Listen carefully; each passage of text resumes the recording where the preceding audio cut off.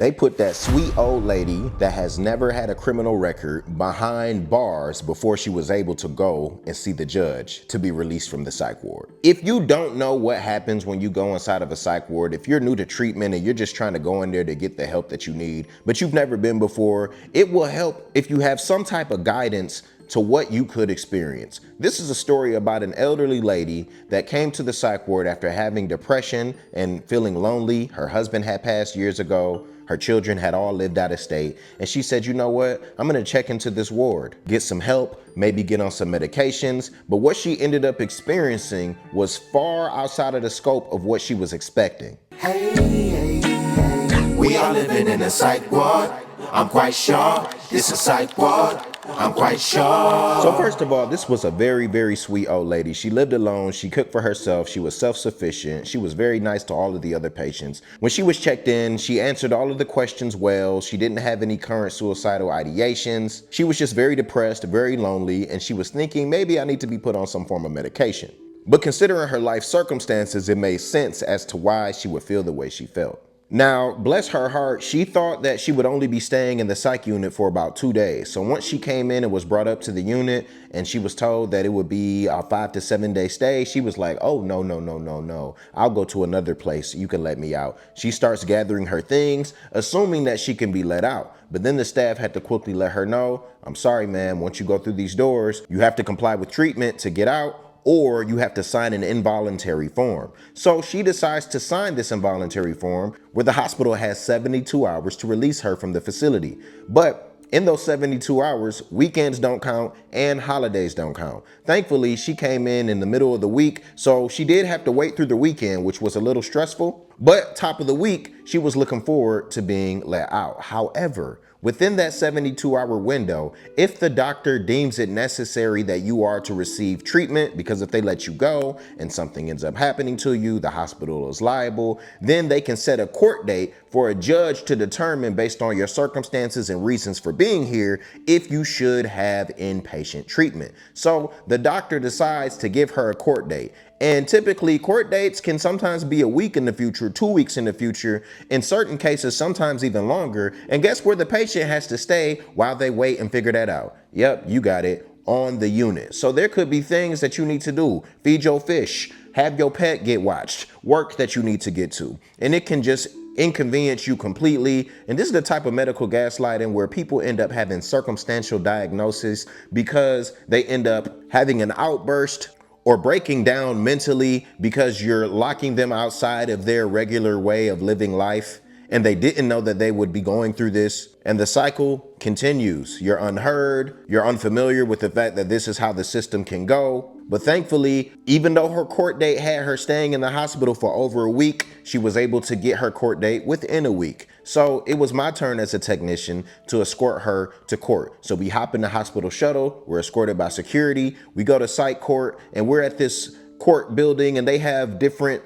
courtrooms. There might be criminal court, there could be civil cases, and there's also psych court, which has its own division, its own floor. And so as I'm escorting this woman, before they are allowed to go up to the courtroom, where sometimes we sit and wait for other people to be seen, and then it's the patient's turn that goes up. But sometimes they're so full that they have to have patients wait in a holding facility. I check her in, we go through the metal detector. She's looking lost, scared, she's trembling. She's a sweet, feeble old lady.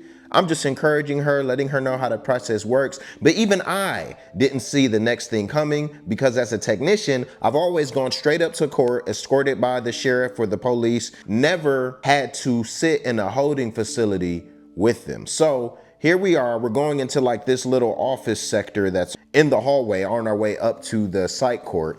And the sheriffs and deputies, they're at their desk areas and there is a holding cell inside of that area as well. And so they unlock the jail cell with their special big old key that clunks the lock open, and they open it and they tell the old lady to go right in there. And she looks at me and I look at them.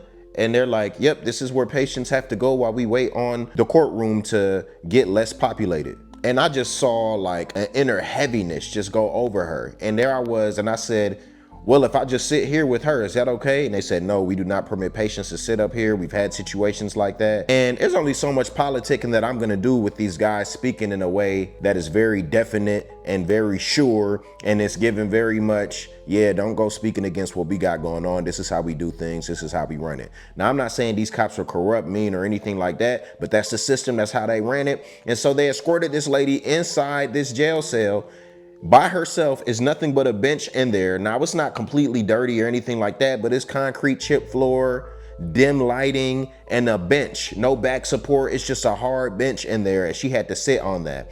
And my heart sank as well because I hear her in there sobbing. This old lady is sobbing because all she wanted to do was come to the psych ward to get help for depression. And now she has new problems. She's sitting in this cell, now having to go before a judge to determine whether she should be free or not.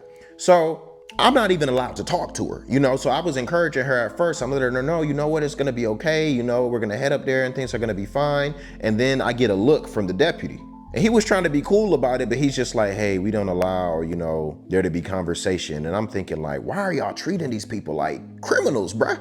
This is all new to me. So I'm taking this in. I'm trying to follow the rules, but at the same time, I'm warring with the morals of all of this. So after she was in there, and it was about 15 minutes too long if you ask me, we escort her upstairs and she's still a little bit hysterical and just getting herself together. I'm trying to calm her down and let her know it's gonna be okay. We're gonna go before the judge. We'll present to them the issues that you had and why you feel like you don't wanna be here in the psych ward, and hopefully we get some good news. So we go up there, the judge sees the old woman, asks some defining questions about her living situations, her past diagnoses. Now, good thing she's never had any prior hospitalizations or things like that, because the judges can be pretty discriminatory if you have a past with mental health treatment.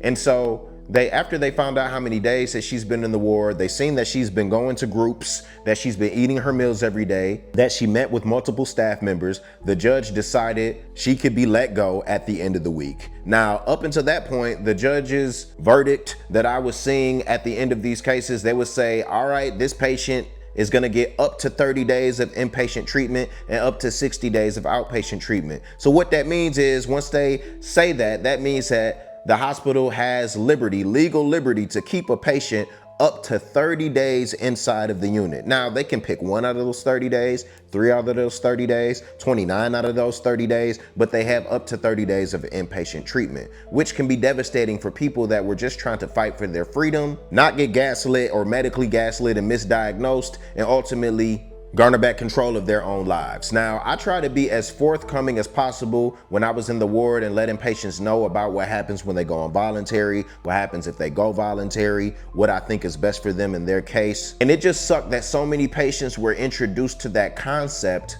while they're seeking help and not beforehand. And that is exactly why, even though I've left that work and I no longer do that work physically, I shared these stories for people's awareness, and I also created Jay's Psych Ward Survival Guide. And here it is right here. This guide tells you everything you need to know before you go into the psych ward, and everything you need to know while you're in the psych ward. Matter of fact, this should be like your psych ward pocket Bible guide while you are in there. We have physical copies that you can grab right now on Amazon. We also have the digital copies that you can download to your phone for your reference.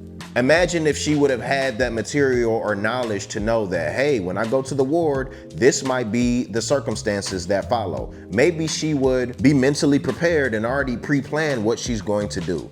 Maybe she would avoid that place and go somewhere different, or call up there to see how the process goes. All of those tips and tools and tactics I put in here so that you no longer have to guess or get caught off guard when you are seeking treatment, ultimately to help yourself rather than to be pushed into situations where you're gonna need more help than what you bargained for. So let me know what you think about this story in the comment section. Has this ever happened to you? And if you've been to the psych ward, you're thinking about going to the psych ward, or you want to avoid going to the psych ward, then you probably need to join the Psych Ward Survival Club. This is a community I have comprised of individuals with various levels of mental health situations going on in their own life. Some of the strongest people I know joining this club. We are about 200 strong of people sharing their real issues. We're coming up with real solutions. We're talking about real stories, things that we've experienced, sharing that knowledge together, encouraging one another. You're around people in a destigmatized space, people who get it, that won't judge you for the issues you have going on. We have weekly discussions, and I literally have a whole video series where I take you through this guide,